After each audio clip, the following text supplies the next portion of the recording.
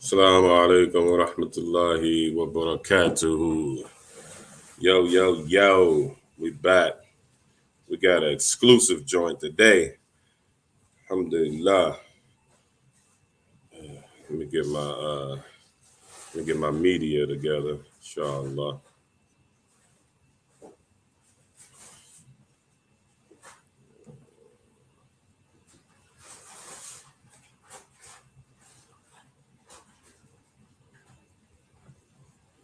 Assalamu alaikum everybody.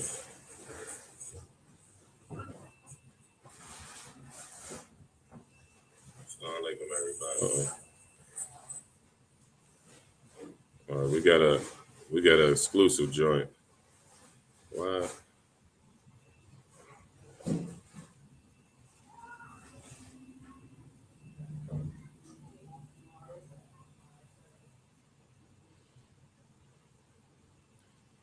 I want to get some people involved, inshallah ta'ala, in this discussion.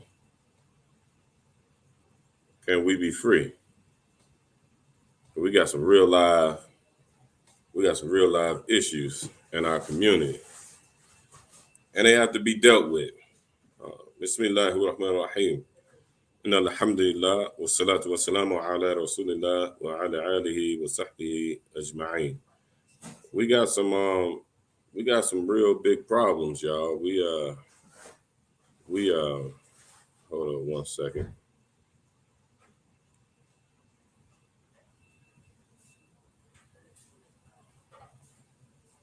I don't think we're not dealing with the problems that we have in our community. Na'udhu billah. May Allah Ta'ala protect us from it. First and foremost, I want to say that I believe Islam is the solution. And I know people are wary about that, man. I know, especially black folks, I know black folks are tired of one movement after another, one jama'ah after another, one community after another, one religious movement after another. Man, black folks, we wore out. I know we are. But at the end of the day, we got some problems, and we have to we have to come to some conclusions for our problems. What do we have going on here today? Assalamu alaikum, everybody. Everybody drop me a heart, drop me a like, drop a comment, send me a assalamu alaikum. Let's support the Black Muslim media, y'all. This is not Asabiya. I know my Wahhabi friends like to say, oh, he's Asabiya. It's Nation of Islam. Hey, watch it. Assalamu alaikum wa rahmatullah. So Muslims are wary of that answer, period. That's true. That's very true. I know my Wahhabi friends. They're like, oh, he's Asabiya. He said the word black. I'm sorry, I'm black. I don't know what to tell y'all. I'm not from nowhere else, so I don't know what to tell y'all. But we got some things going on. I mean, we all know it's the elephant in the room. Alhamdulillah. I appreciate the support, brother. We got Imam Wasik in here. I appreciate the support, Habibi. I definitely do. This is not Asabiya, everybody. This is not. This is so. Everybody know I stand for my community. That's where I come from. It's where I live. This is where Allah Subhanahu wa Taala. This is the qadr that He wrote for me and for us, for people, for black people in this country. We are not paying attention for a lot of different reasons to what's going on in this country. We have many different forms of oppression, and Allah Subhanahu wa Taala told us in the Quran. He gave us the answers already. He gave us the hidayah. He told us that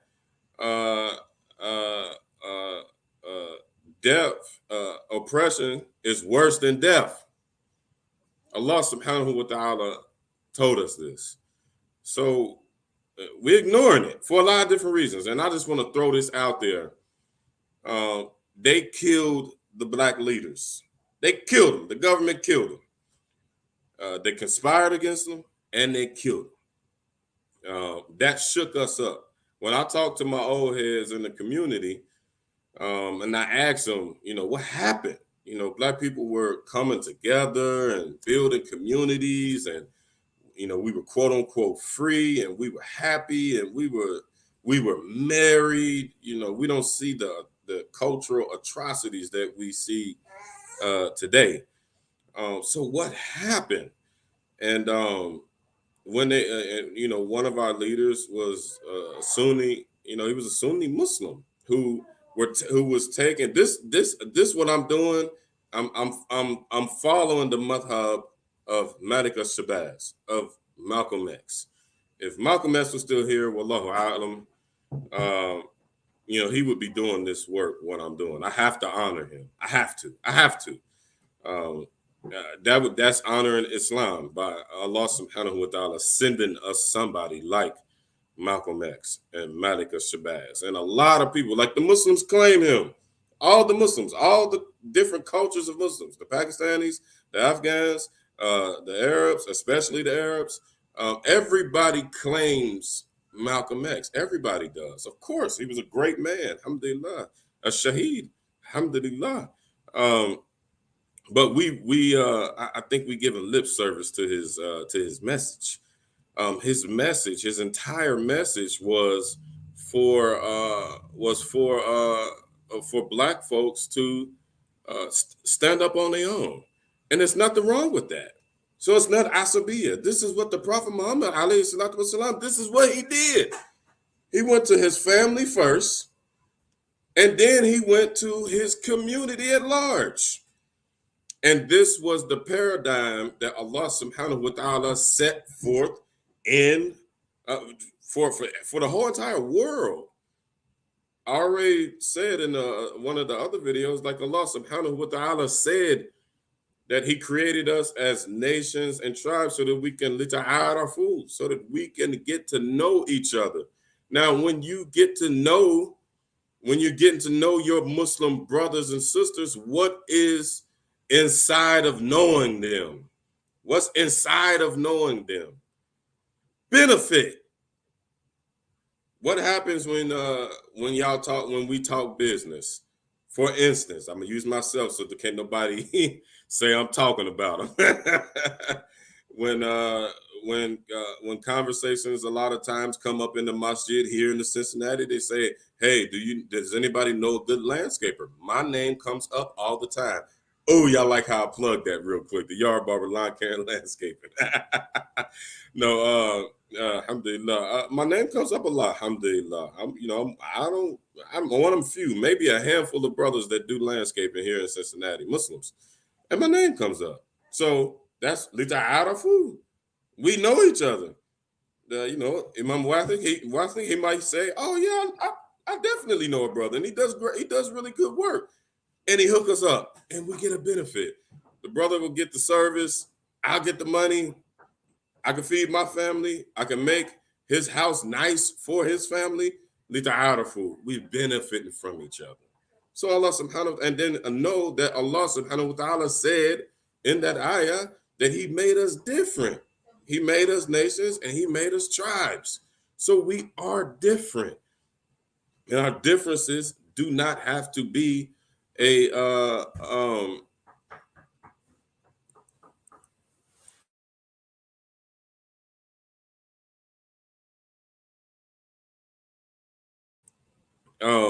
our differences don't have to be bad like how it kind of is.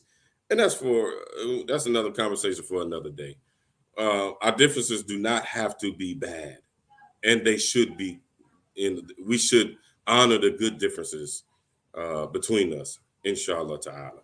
So this is not asabiya. So let me kick this off by saying that before the people come, my Wahhabi friends and my Wahhabi minded friends come. This is strictly me standing up in the legacy of Malcolm X and saying that I no longer am willing to accept being oppressed. And most of everybody that watch my videos, they know what I've been through.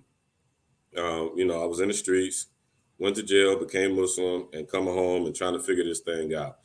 Um, and then trying to figure this out, um, the problem that I'm running into is that systemic racism is still at play. We knew about systemic racism. We know about systemic racism because it happened already and we're able to read about it, and the perpetrators are dead. We don't have to persecute the perpetrators. We can talk about it like it's history, like it's ancient history, but it ain't, because the people at play now are the inheritors of the systemic racism. So the people, the players, they changed, but the system hasn't changed. They might have changed the names to some things that they've done in the name of systemic racism, but the game has not changed. Only the players, and because the government had conspired against our leaders and murdered them, but simply because they wanted to be free. They were not involved. Malcolm and Martin wasn't involved in any type of terroristic threats or anything that would warrant the killing of American citizens. They were not. They absolutely were not. And it's documented that the government was involved. That is documented. Y'all research that. This is not a video about that. But um we let that throw us all the way off. We began to fear man as opposed to fearing only Allah subhanahu wa ta'ala, which is equivalent uh, to worshiping man as opposed to worshiping Allah subhanahu wa ta'ala. Because Allah ta'ala gave us our dictates and gave us our demands. And we're supposed to follow that out of khawf. Of course, hope. Like the Prophet ﷺ said, hope and fear, they balance each other out. That's just paraphrasing the hadith. But we should not have stopped fighting because Allah subhanahu wa ta'ala chose to call back to make our two most famous leaders uh, martyrs. We stopped fighting. And since we stopped fighting, you see the cultural degradation that we have suffered from. I just right before I started this video, it was like a funny short or something that popped up on my wife's timeline of at least a 60-year-old woman twerking. A 60-year-old black woman twerking. This is a grandmother. This is a grandmother to our people. This is the standard. This is the woman who, the grandmother is the originator, the initiator of morality in the family. This is the worst examples of degradation, cultural degradation that you can ever look at. It ain't no peoples on the earth doing the stuff that black people are doing, especially on camera.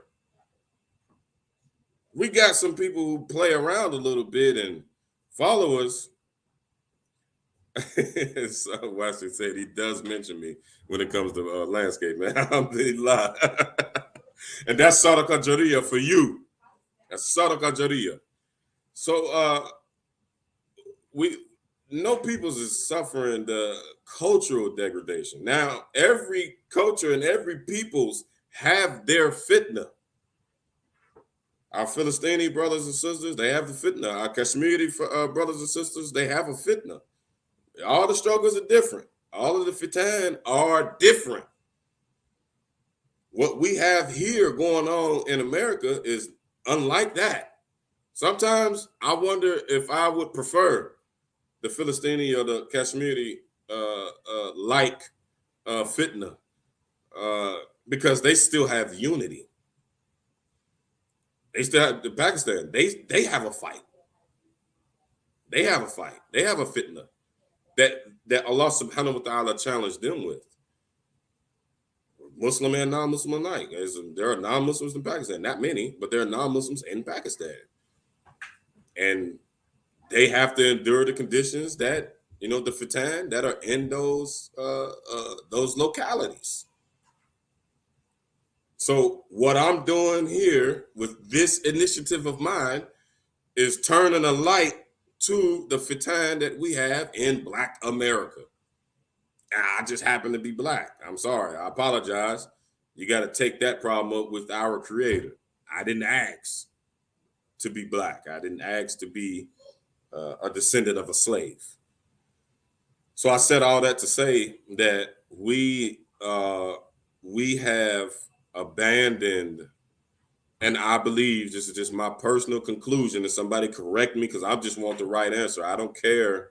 I don't care about being embarrassed in public and in front of the internet. I don't care about none of that. My conclusion from looking at this empirically is that when they knocked off our leaders, that was that they destroyed our movements of establishing ourselves as free people. That knocked us off. That scared us. That made us stop working. Now, from that point, from that angle, what we must realize is what I just said. That forced us into cultural degradation. We've been ruined culturally as a people. We've fallen into ruin. We don't have leaders, and we haven't had leaders, and we don't have leaders. We have preachers. We have an abundance of preachers. And I don't ever want to be a preacher. Ever. We have churches and different masajid around the country. And for the life of me, I cannot figure out why we have not built a community yet. I cannot figure it out. I can't figure it out. The only thing that I can see and I can conclude is that when they knocked off our leaders, that scared everybody from wanting. Let me word this right. From being involved in politics. The government is known to have conspired against the Black community and anybody aspiring to get in, any Black leader that aspire to get involved in politics, because that's where change will happen. So many, we can't even count, of our Black leaders that they destroyed, that they waged war on. They actually have an FBI document that's called the Black Messiah Doctrine, wherein J. Edgar Hoover created an initiative, a task force that I still believe exists inside of the FBI right now, to where they will not ever allow a Black Messiah or an individual to free Black people. They've made every time a Black leader rose to the top, they conspired against them somehow, some way. They made up stuff like, oh, he was a terrorist. He was a Russian Soviet. At the time, they were fighting the Cold War. So people like the brother Fred Hampton, they didn't arrest him and pay him his so-called American rights. They went and knocked on the door. They knocked on the door, and then they just literally riddled his room where he was sleeping in his bed. They shot that man. I don't even know how many times. I think it was like 100 times in his bed, and lied and said that he and his people shot at the police. It was exposed. The lie was exposed later. But this was a aspiring young man that wanted freedom for his people. He wanted the oppression of his people to stop. He wanted it to stop. And he preached out against it. He spoke out against it, and acting on the authority of the Black Messiah doctrine. J. Edgar Hoover sent the authorities in there to kill that man, that innocent Black man, in his bed next to his wife. How could you be a threat if you laying in bed sleep and your wife is asleep? They didn't even kill his wife. They assassinated that man. So for these reasons, I believe we settled for being preachers, where we have a little small community, a little small jama'ah, and we limit our teachings on the virtues of fasting and the virtues and the rewards of making salah. Yeah, alhamdulillah, meshi. That's established. Alhamdulillah. And may Allah Ta'ala get it. May Allah Ta'ala give everybody the reward for every fast that they fast and every salat that they make and anything good that they've ever done. May Allah Ta'ala give it to you.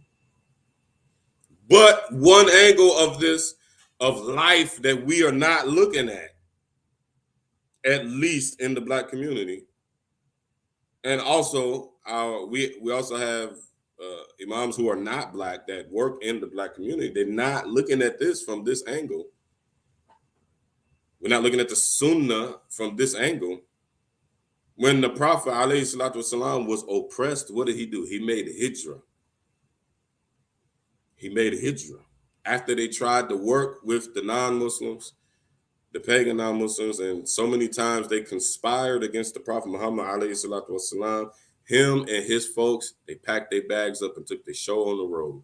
And they went somewhere where they were going to be received peacefully, where they could just live their life and folks would leave them alone. And those people who we know are the Ansar, they end up becoming Muslim. Once the values and the principles of Islam began to shine and began to show, everybody knew and looked and was like, this is a better way of life. This is what we have to do in the Black community. We have to. That is a sunnah.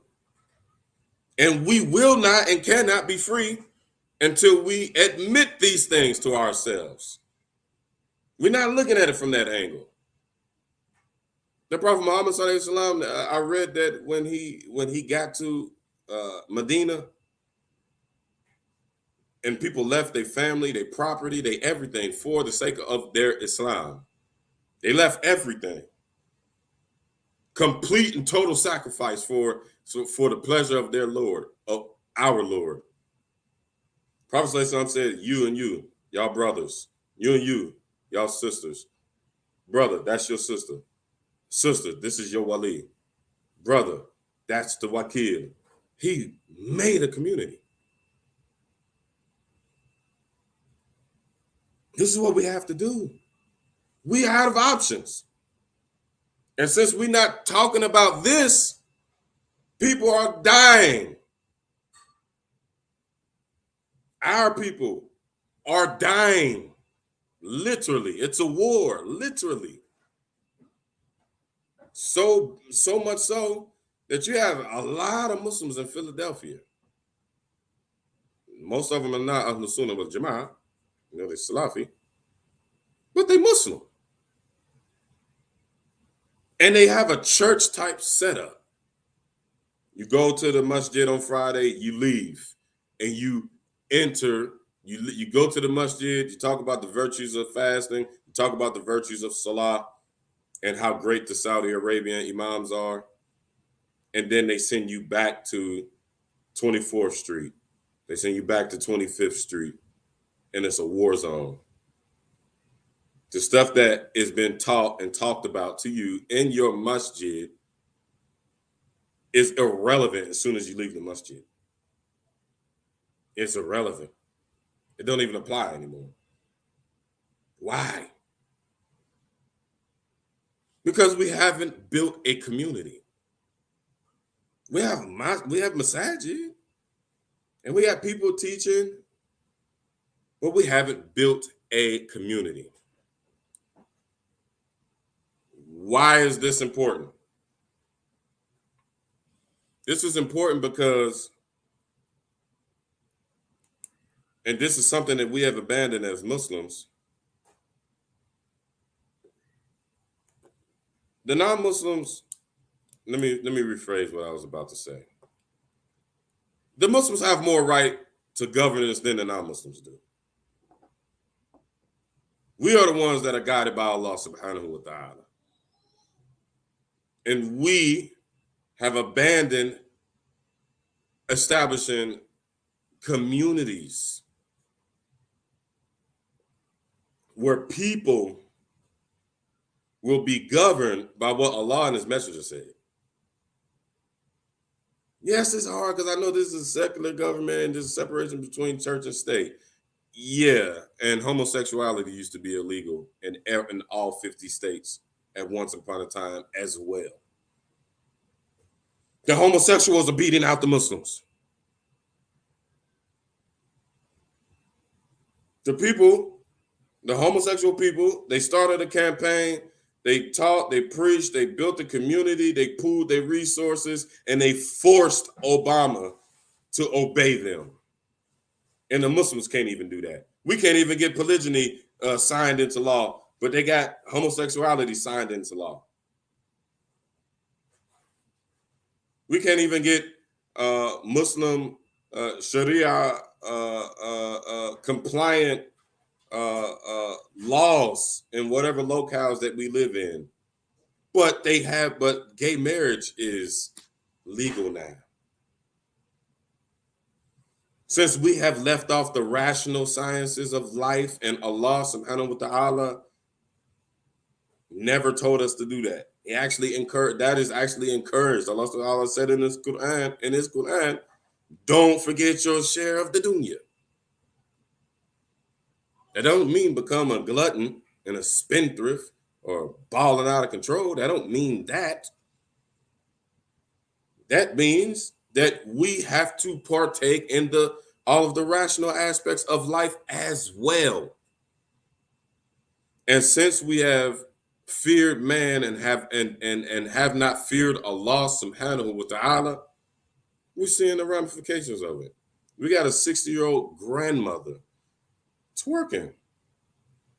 She's supposed to be watching my kids. She's supposed to be watching my kids while me and the wife go and work. Or she should be in our house. We taking care of our grandmother. My mother, my kid's grandmother. We taking care of her because she's older now and she can't work as much and Social Security don't pay nothing. And we got this woman twerking in front of the entire world. What type of moral structure is that? And this is who is in charge of the kids.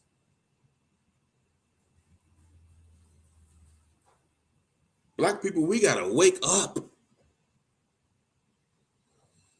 We have to wake up because we have been afraid of man and not been afraid of Allah subhanahu wa ta'ala, and we haven't built a community. We're seeing people that live in the society, the community that we live in, die in droves. Hundreds and hundreds and hundreds of murders year round. It's culture now to murder. Drug dealing is cultural now. It's so bad That we've been whooped and beaten by the systemic oppression so bad that the mother no longer cares that her son is in the street selling drugs because she herself has no place in the society. The average black woman in this country makes $35,000 a year. That is almost $50,000 below the median income and the median range of cost of living. That's about $50,000 less than that. Why wouldn't she allow her son to become a gangbanger or a drug dealer or both? All the gangbangers or drug dealers that I know take care of their mama. The daddy ain't even nowhere to be found. We don't need to have that conversation. All the gangbangers and all the drug dealers that I know take care of their mama. I did. I took care of my mama. I helped her a lot with drug money because it's hard. It's impossible. It's not hard. It's impossible out here because the system at play has been set up against us, against black people in this country. And there's too much evidence for it. I've made other videos. If anybody want to see any proof of that, I've made other videos talking about it. So the question is, can and will we ever be free? We have challenges, big time challenges, to where if we were to live life correctly, you go to college, I say that correctly. You go to college, black man, black woman, you go to college, you graduate from college, you enter the workforce. I haven't figured this part out yet, but we have the statistics available. Black people in every profession, probably except for rap and sports entertainment, in every major facet of the workforce, black people are discriminated against when it comes to wages. On average, we make $200 to $300 less. That's at best $200 to $300 less a week. That's $1,200 to $1,500 a month less than everybody else that is not black in the whole country. Why is that? What is it about America that says when I graduate from the Ohio State University as a doctor and I go to apply at whatever medical facility, that on average I am paid significantly less than my non-black, non-African American counterparts? What is it about America that's doing that? Somebody please enlighten me. There was a study done by some big university. It's in a book that I have called The Black Tax. I forget the author's name. I own the book. Maybe I could send the people the link. He mentioned the study, some big college. I think it was like Columbia or something like that. And they took resumes to apply for law firms, big time law firms in the country. And they took the same resume. They had two different resumes, and one resume they put a black sounding name on a resume, and the other resume they put a white sounding name on a resume. And the white sounding name on the resume got the calls back. The black name on the resume didn't get the call back, and was even offered the jobs. And they talked to the person and the people. I think they did that in the law field, in the medical field, in some mathematical field or something like that, which are the highest paying jobs in this country. What is it about America that has that this occurs? What is it? It's systemic racism at play. Another example. I'm sure a lot of people know about it. I don't. No, I know. I'm not sure a lot of people know about it. I know some people know about it. But redlining now it's called zoning. Before it was called slavery. Then it was called redlining. Now it's called zoning, where the federal government was involved with the FHA and basically, just to be short, targeting Black communities in the country and purposely devaluing those communities.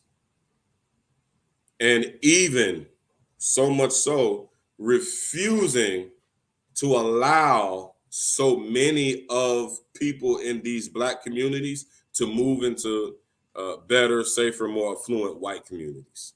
It's called redlining. It's too much studies and research on the internet. Google it if you don't believe me. And this is recently. This was only 40, 50 years ago. This was in a time period of my mother's mother. And the number one form of wealth in this country is home ownership, land ownership. What's going on here? Why isn't anybody looking at these things from this angle? I read once, I don't know how authentic it is, but I read once in one of the seerah of Umar ibn al-Khattab, radiallahu ta'ala anhu, when a man stole from the Bayt during the time of drought, and the Sahaba, they grabbed him up and took him to the Khalifa, and the Khalifa released him. He said, I'm not going to punish somebody in that situation. It's a drought. He's hungry. And they went to debate, but this is the Sharia, you know how I can get sometimes. Cut his hand off. And Omar didn't do it because he had hikmah. The conditions, it was bad. And the man committed the crime out of need and necessity. And if I'm not mistaken, he made the statement, you can't talk to a hungry man about Allah. You can't talk to a hungry man about God. We literally are in a situation where it is life or it is death. I have a lot of people that I'm connected to that come from these straitened circumstances that are interested in bringing peace in their life, in their lives, excuse me. They want to become Muslim. I have people reach out to me all the time. They see that I come from the neighborhood. I'm just like them. And they reach out to me all the time because they see that I'm married. I have a family. I'm living a peaceful life. I'm not dodging bullets. I'm not posting saying, hey, can y'all put something on my bond? I'm not living that type of life. And people are like, what is it? What is it? How are you doing that? And I tell them all, it's because of Islam, because I embrace these values.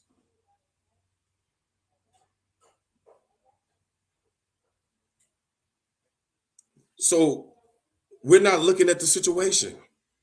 We're not looking at the situation from the correct angle. You can't talk, and I'm talking about the Black brothers who are Muslim. I'm talking about them, the Black brothers and sisters who are Muslim. They're still Black. They still live in these red-lined areas. They still get discriminated against when they go to the workforce. I deal with it as a business owner. When they call me, they looking for a deal. When they call the Black guy, the Black contractor, they're looking for a deal. If I tell them the going rate, a lot of times I don't get the job because they rather go get somebody more professional, i.e. white. And this is in the Muslim community too. I've had Muslims, non-Black Muslims, discriminate against me like this. But when they don't accept my bid, somebody else gets the bid, and 9 times out of 10, it's a white guy. And when I drive by, and I've driven by, I see, like, hold up, that dude's truck alone, his whole rig is $60,000 at least. He got 4 people inside that rig. He's paying at least he's at least paying them people $18, $20 an hour. So that's 20, 40, 60, 80. That's $80, $100 an hour that the person is gonna have to pay. They got big equipment, all this stuff that black people don't have and don't have access to because we don't have money. They give them the job, they give them the bid, but then every other people's in America is saying, y'all need to work harder. Y'all need to study harder. Y'all need to start a business. You need to do this. You need to do that. Well, we've been doing this and that. There's a different problem at play.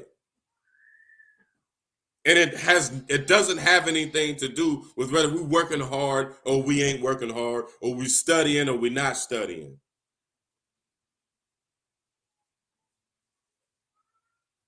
So we got big problems. Why is this a problem? When you have to go and tell an individual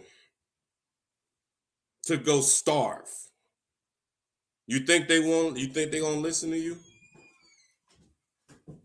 We don't have this as a problem. We don't really have this in problems in other communities. This is the problem in the black community here. LaDon, what's going on? It's one of my homies from my slab. What's up, man? How you feeling, LaDon Walker? That's my guy. What it do, man? 1600. What's happening? Alhamdulillah. But back to the point, we selling hope, and that ain't tangible. We're not selling realities. Like Nyla, she just said, false hope. It's false hope. She typed that as I was saying it. SubhanAllah. We always finish each other's sentences all the time. SubhanAllah. It's fake. We go out into the workforce and you promise somebody $16, $17 an hour. SubhanAllah, that's only like $1,800, $1,900 a month. That's how much rent costs nowadays. Now let's talk about this. Let's talk about that. Since we don't have a community, black people, since we don't have a community, we got neighborhoods, but we don't have a community. We're not in control. We don't own any of the land. We don't own or occupy. We don't own or occupy any of our properties where we live, in our neighborhoods, where we populate the most, where we live the most.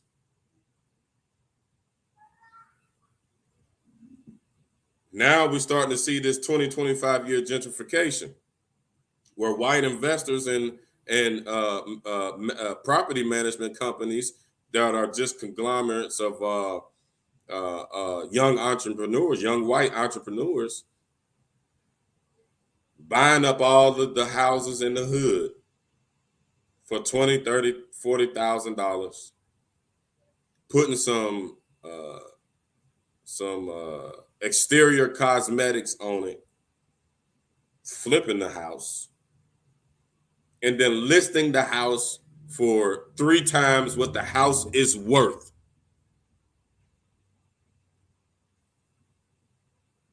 Now, what does this do? Why is this a problem? This is happening in just about every ghetto or every black neighborhood that I know in America. I've confirmed it with a lot of brothers that I'm connected with on Facebook. They all are seeing this all across America. What is this doing? This is forcing black people out of their own homes. Just like the situation in Palestine. What do they want us to do? Jump into the ocean and drown? Where are we going to go? Where are we going to live? And it's established they don't want us to live in the white suburbs. They don't want us out there. What are we going to do? So when we don't sell drugs. We don't kill people. We don't gang bang. Okay, we listen to America. We listen to what America has to say about what we're supposed to do. And we go work a job. When I go work a job, they say, "Oh, okay, you're black. I'm gonna pay you $17 an hour." So I'm like, "Oh, $17. Okay, alhamdulillah. That's better than nothing." But at the end of the day, it's nothing. Rent anywhere, just about. It's like $1,500 to $1,800 a month. That's all that you make.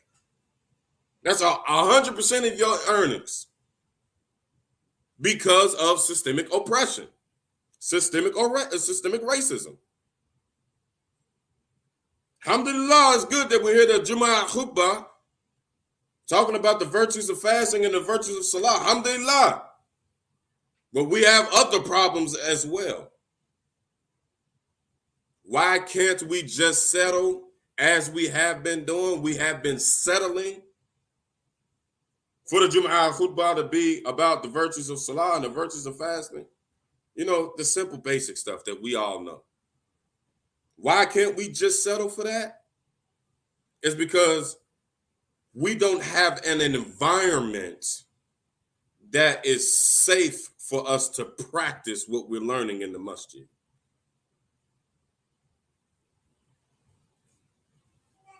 We don't have an environment safe.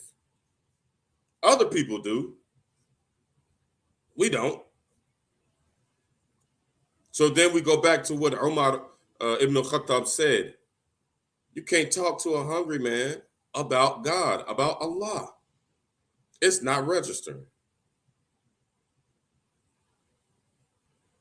This is our problem. This is our reality. This is what we have going on. So you are going to tell a person to go and work a job for pennies on the dollar in today's standard by the median cost of living in life that no other peoples are accepting. You telling us to go and do that, to go and be poor. You're preaching to me and go and be poor, brother. Let's make dua. Did the Prophet ﷺ not say make dua and tie your camel? Everybody else is. So many different communities. Look at the Cuban brothers and sisters in Miami. They came together, built a community. Look at the Jewish brothers and sisters in New York.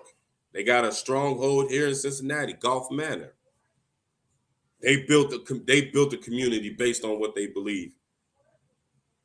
Look at the Chinese up in Chicago. They came from a whole other side of the planet, came to one area, one locale, and pooled all their resources and built a community based on what they believe in. Look at the Pakistanis and the Indians here in Cincinnati. They coming from the whole other side of the world, and I've seen it. Big, huge masjid out here in the Westchester. Beautiful. Probably this. I think it's the second biggest and beautiful, next to the one in Toledo. Those are Arab brothers and sisters coming from way over on the other side of the country and establishing communities. I was here before they got here. Westchester used to not look like that. There was not a halal restaurant and store. Like, they got a whole plaza right across the street from the neighborhood where the masjid is. Where that masjid, that whole street, that used to be like rich white people. Now it's like Pakistanis and Indians. Can you get the door?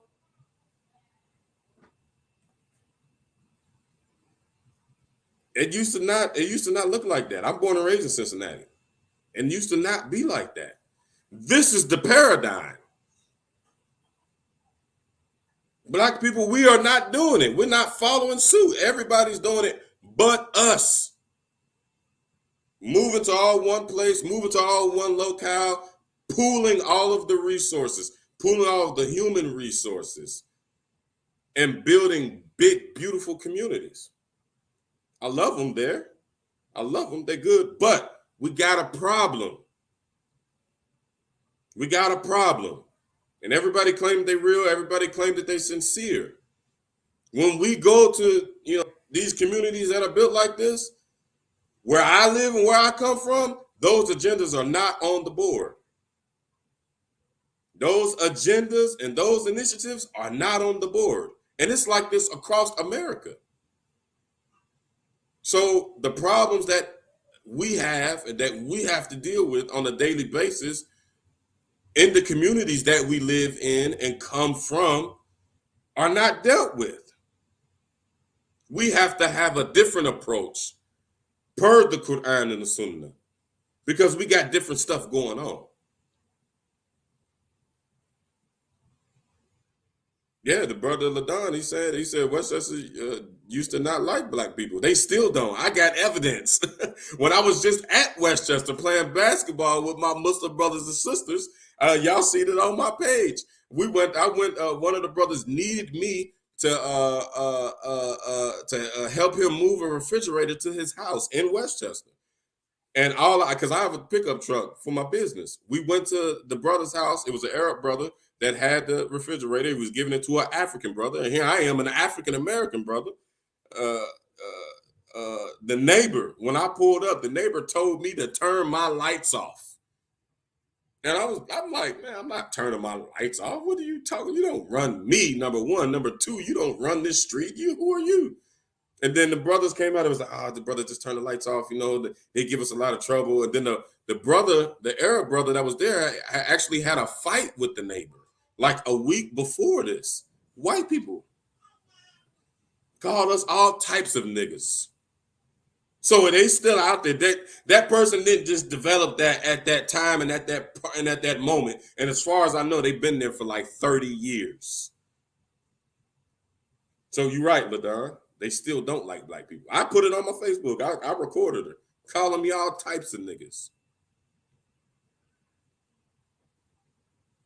But case in point, we have all of these problems from there's an array of problems.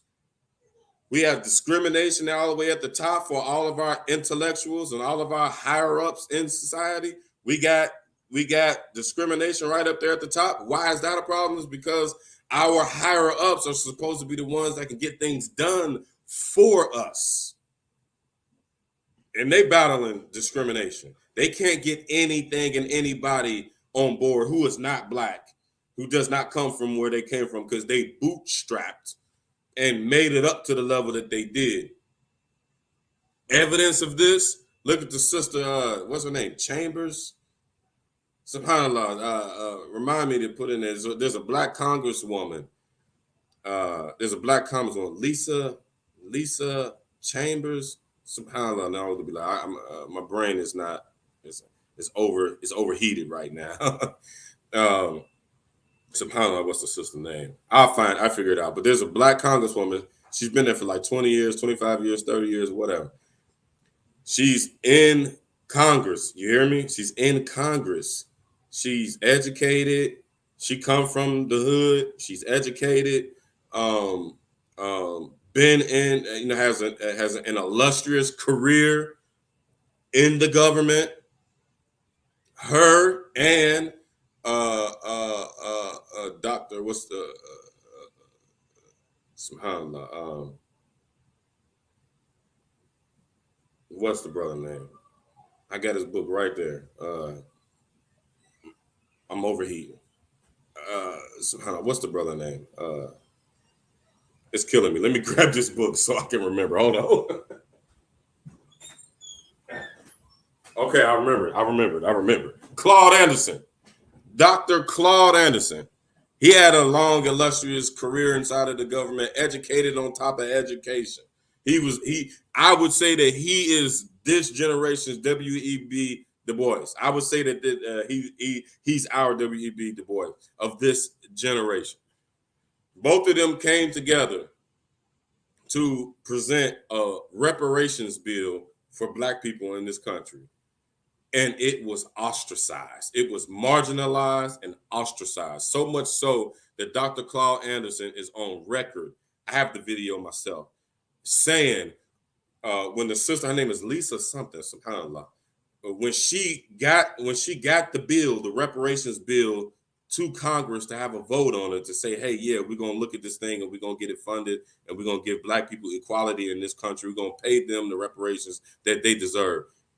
When he was the expert on it, when he walked in, he said all of the white congressmen and women walked out. And the black people who were scared to lose their jobs followed the white congressmen and women out of the hearing. He was in there virtually just about by himself. So as high as we get and we can go, we still are dealing with discrimination and racism on every level, all the way down to the little 2-bit drug dealer gangbanger on the corner who gets caught with 3 grams of dope and they give him 6 years. He has a gun on him because he doesn't want to die because people are getting killed where he live at. He's selling a little bit of dope so he can make a little bit of money so he can put some money, give his girl some money on her rent and they can have some clothes. That's all that the drug dealers and the gangbangers are buying. They're buying clothes and they put a little bit of money on the rent on their rent because they got to live somewhere. They don't even make much more money. They don't make that much more money. They all got a decent little car or whatever. This was the history behind old school cars in the black community. We couldn't afford all these new Benzes and Lexuses and all this new high stuff. So we bought old cars that we can afford, $1,000, $1,500, and we fixed it up. That was nice for us. That's luxury for us. So when you see the brother with the candy paint and he got the 30-inch rims and he got the loudspeakers and stuff, know that that's some black history right there. That's black history. That's the reason why old school cars are popular in the black community. So they can't even really afford a car, a nice, decent car to drive to a job to make nothing. We have a situation on our hands, y'all. We got a situation on our hands, y'all. And for whatever reason, y'all make a lie out of me. I think it's because they knocked off our 2 leaders, Malcolm and Martin. They knocked them off and destroyed, like they say, killed the shepherd and the sheep will scatter. Now we can't get married. The women out here are acting absurd and we can't blame them because they're getting paid for it. Since the government discriminates against our black men, they don't allow us to work. If we need help, we poor, we can't get housing from the government. Black women can get housing from the government. Black women can get food stamps. Black men can't. It's not signed into law that says black men cannot get it. No, but black men are not getting it. So don't talk to me about, no, that's not true and try to fact check. No, the 90+% of the black people that are on government census are single black mothers, not even single black fathers. Hell, I'm a single black father. I can't get it. No matter how much money that I make, I can't go in there and tell, they be like, oh, you make too much money, you can't get it. And I really don't make that much money. I can't tell them like, hey, yeah, it's this systemic oppression going on, and the cost of living is too high, and I don't make as much as the cost of living, and this, I can't. They don't accept that argument. So I'm left out here to figure it out on my own. So next thing you know, I'm single and I'm playing the field because I can't even afford to have a woman.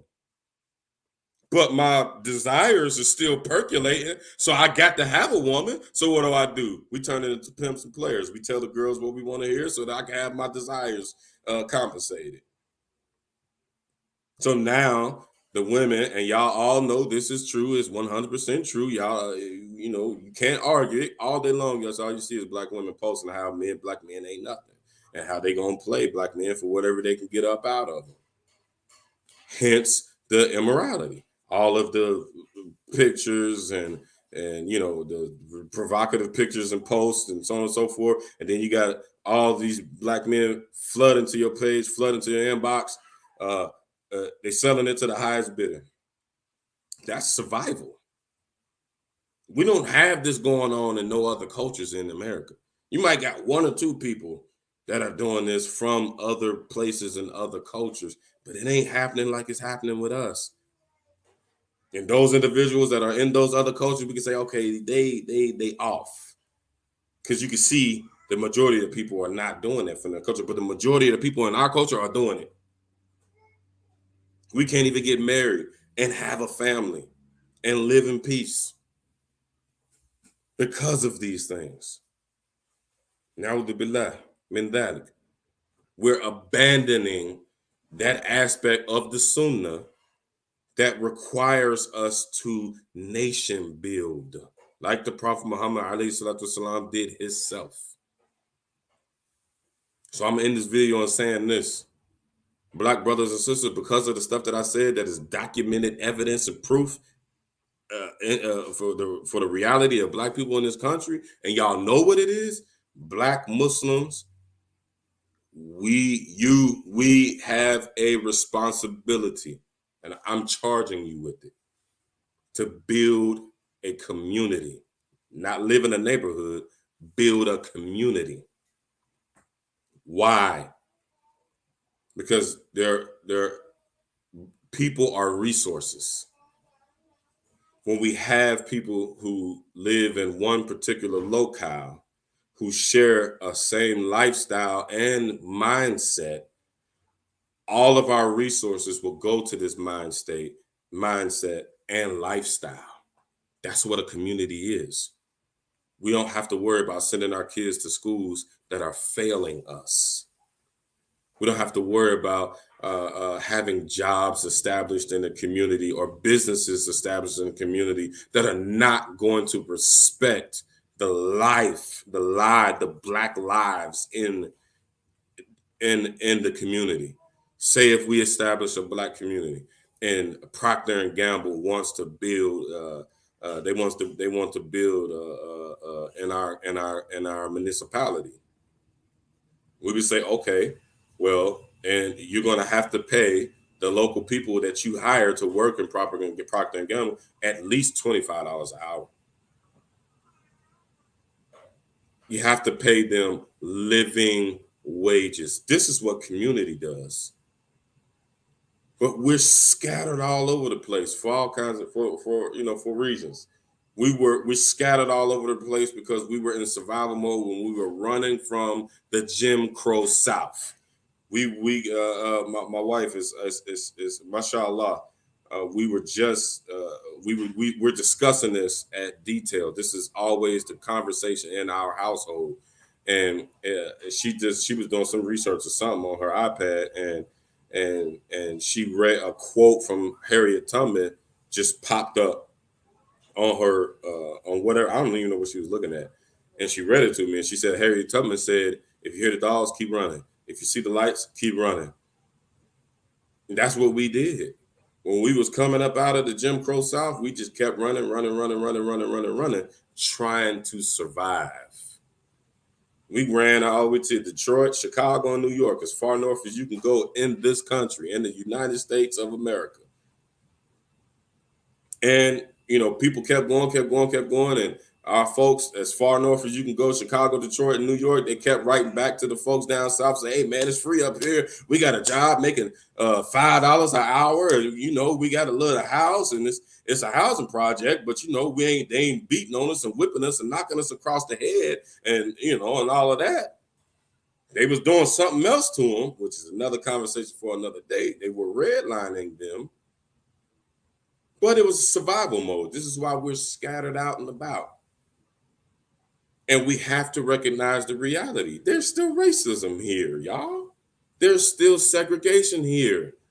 All of the modern day statistics just said, the stuff that I said in this video, it proves that it's racism still at play.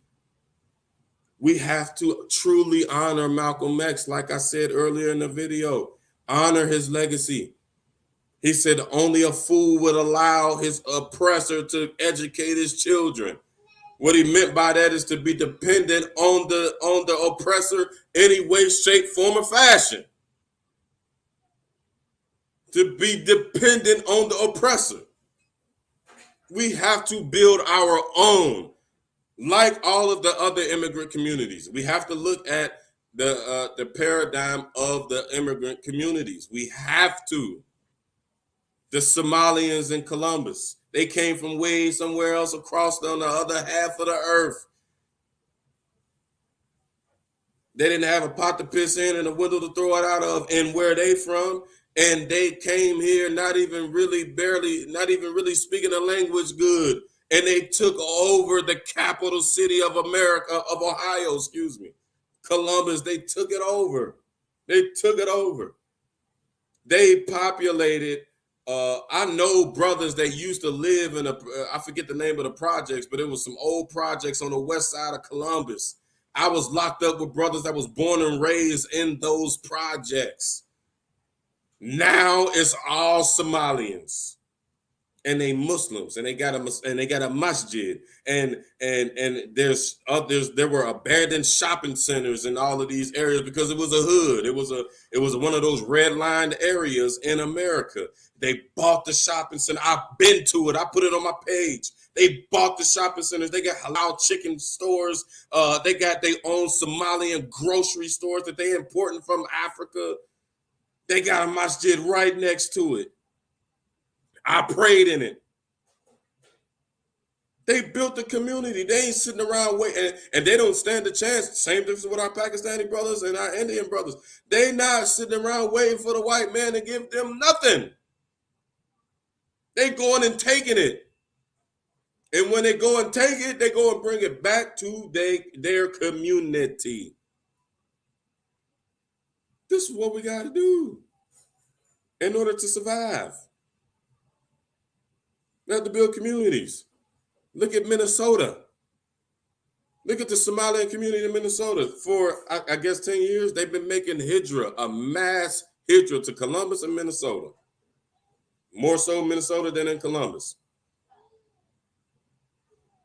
And what's the result? They got the Muslim sister, not a Muslim man. They got the Muslim sister. I forget her name. May Allah Ta'ala give her the tawfiq to make some changes for, minority people and Muslim people in this country. She's in the government there now. Why? Because they have a community. They have a place where everybody live. They have the same mind state. They pooled their resources. They created a voting block. They said, this is how we coming. And if y'all don't play the way we need y'all to play, we're going to send our own person up in there. And they are going to make sure that stuff gets done for us, that our tax dollars, our hard-earned money comes to and represents our community. Black people, we twerking on Instagram. We got work to do. We got work to do. We got to build a community. That's what this initiative is. Inshallah ta'ala, the first Black Ahlus Sunnah wal Jama'ah community in America is in the works. Y'all make dua that we'll be able to accomplish this, inshallah ta'ala, and that we would be able to provide freedom and a safe haven for our people. It has to be done. If not, we don't need to do nothing. I have very close friends that I was locked up with and that I met out here on the street, victim to their circumstances. I just was talking about it yesterday. Some of my closest brothers locked up. One of the brothers I gave Shahada to, locked up. I'm on the phone telling them, yeah, man, just work and just be poor and just be oppressed and just don't pay your bills. You got a job making $15, $16 an hour. Okay. Just, pay your rent. Your rent is $1,500. Your phone bill is $200, $300. Your car note is $400. Go into debt, brother. This is all I can tell you. Make your salah. Make your wallahi. When the brothers get locked up, they are the best Muslims. And a lot of people look at that and be like, man, why they wasn't on their dean like that out here? Because they can't. They have to eat. They have to survive. White America has said that we're not allowed to make living wages. I don't care what reality TV done told you and what rap has told you and what LeBron James done said. We don't have a lot of LeBron Jameses. We don't have a lot of rappers. We don't even have a lot of reality TV show people. Those are all actors. Those are all fronts. They do not represent the vast majority of people. As a matter of fact, only 4% of the black community makes $150,000 or more. Only 4%. That's scary. How can we get things done? How can we get the police to stop shooting us and dead in the middle of the street? And everybody believes that the police force is racist. We ain't doing nothing about it. We're allowing the racist police, quote unquote. Not all of them are racist. I would argue most of them. I would argue most of them are prejudiced, not racist. There's a strong minority of them, a strong group of them that are racist, and a vast majority of them are prejudiced. They just don't know anything about black people, except when they only encounter that they have with a black person is that they have to take a gun off of them or they have to hunt them down for shooting somebody. That's the reality. How can we get these things changed if we don't build a community? How can, just like the Somalians did, they have an elected official that can make sure and go and lobby on the behalf of the community she came out of and that she represents? How can we accomplish these things if we don't have a community? How? It's not possible. So I want to put that on your minds. There's a couple comments. I want to put that on your minds. And if I'm wrong, somebody come correct me and make me right so that we can get on top of it and we can start doing what you say and we can become free. We need to be liberated because I'm sick and tired of living in these conditions. We are losing our children in these conditions. And to drop our culture and move somewhere else and live and adopt another culture and another language, that is not the option. That is not the solution, rather. No other peoples are doing that with us. You don't see Chinese people coming over here and quote unquote emulating black people. Every now and then with some silly videos and stuff, them dancing like how black people dance and stuff. You don't see the Pakistani people, the Indian people, the African, not even our black African brothers and sisters. You don't see them coming over here emulating us. We don't even have a language for them to be able to adopt. They learn English. That's the white man's language. That's not our language. We don't even have a language for them to come and adopt. We don't see them emulating us and we don't see that. So for somebody to tell me to abandon my culture, who I am and what I am right now, that's racist. That's completely racist. I'll take the dean, but you can keep your culture. I got my own culture. I like fried chicken, cornbread, collard greens, and mashed potatoes, and macaroni and cheese. Biryani's good. I like it. But I like me some fried chicken. I don't know about y'all. I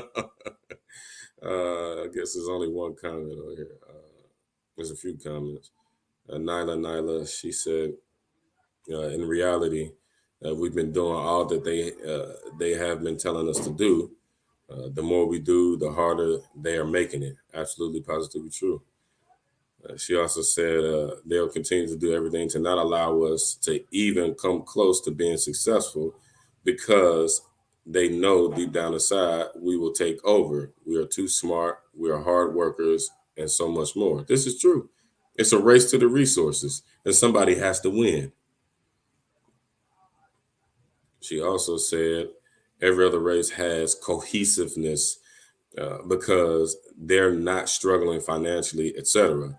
Us black folks are so divided because we're angry, depressed, angry and depressed, etc., which is leading us to fight and kill each other because we can't figure out for the life of us how we're working so hard doing everything they're telling us to do and still can't seem to find a way to get caught up.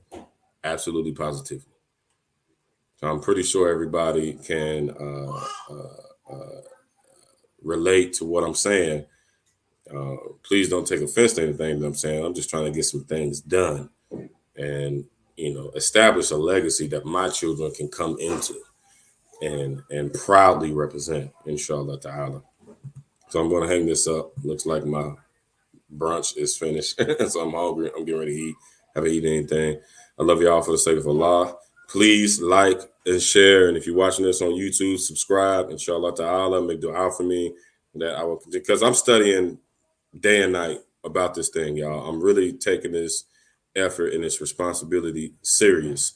I'm working day and night to figure this thing out and to create a plan of liberation for Black people. I'm working very hard. So please make dua and please support the good brother, whatever you can. Likes, hearts, share, subscribe. These things make a difference. This will create a reverberation in the algorithm. These are the things that we need to be talking about. We don't need to share funny videos all the time. We don't need to, we can laugh and joke, but we have to have a serious side to us as well. For all the obvious reasons that I stated in this video, we must support each other. Don't be don't be guilty of what I like to call negativity. Don't be guilty of this. There's not many brothers that I know that are on the scene that are taking up this initiative that I have sworn by Allah subhanahu wa ta'ala to take it up, fighting this fight that that needs to be fought. There are not many people on the scene doing this. So support the individuals that are making a grave sacrifice to provide right and exact information for our people to better ourselves. Don't be a hater. Don't be a hater. I'm talking Quran and Sunnah here, but I'm talking Quran and Sunnah for our people. Just like Quran and Sunnah has been applied to every peoples around the whole world. We see we see how Islam looks in West Africa. We see how Islam looks in North Africa. We see how Islam looks in Central Africa. We see how Islam looks in South Africa. We see how Islam looks in Indonesia. We see how Islam looks in Pakistan. We see how Islam looks in Hindustan, in India. We see how Islam looks in Europe. All around the world, Islam looks different, but they all are practicing the Quran and Sunnah to their best ability, applied to their geographical location. I and my partners that I'm working with and my colleagues, we're trying to add the African Americans into this cultural diversity of Islam, of the Islamic identity. That's all we're doing here. Support that. Support that. We need it. We need it more. We need it more than you can ever imagine. If you want your people to stop, well, subhanallah, just like a few weeks ago, I heard, I don't know if it was a Muslim on a Muslim, but it was like, I know it was a Muslim killed in front of the Germantown Masjid in Philadelphia. That's like them and the UMM, they like the biggest like Black Muslim organizations and groups in the country, and they got murders happening after Jumu'ah right in front of the masjid. Come on, we ain't tired of this stuff. We not tired of this stuff, y'all. Are y'all serious? This morning, I was made aware of a sister from Philadelphia, a Muslim sister from Philadelphia, naked on her profile picture, and on the back picture, she has on hijab, full hijab. What are we doing? What are we doing? What are we not doing? What's being done wrong? How are we not asking this? So support these efforts. Support the A team. This is my organization, alhamdulillah.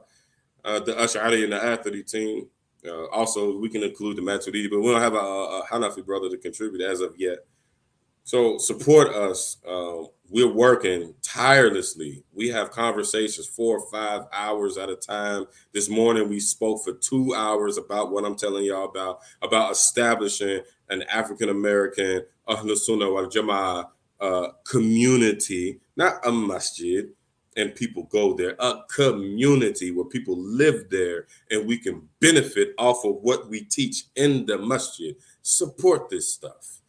Support this stuff. We support all kinds of other erroneous and irrelevant things that we will not get credit for when we die. This right here, we gonna get credit for. This is Sadaqah Jariyah.